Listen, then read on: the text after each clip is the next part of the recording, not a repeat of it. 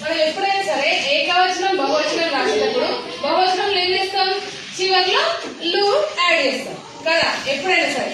కానీ ఇప్పుడు చివర్లో ఏమొచ్చింది, సున్నా.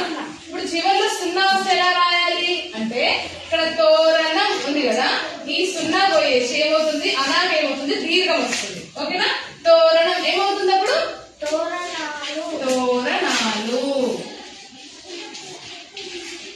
ఓకేనా, సున్నా పోయేసి అనాకి దీర్ఘం వస్తుంది.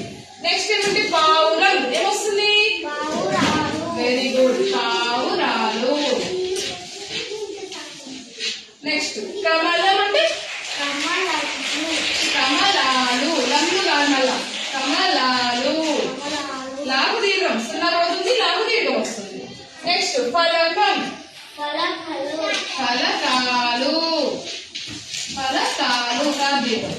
నెక్స్ట్ ఏముంది, వందనం, వెరీ గుడ్, వందనాలు. ఓకే, అర్థమైందా?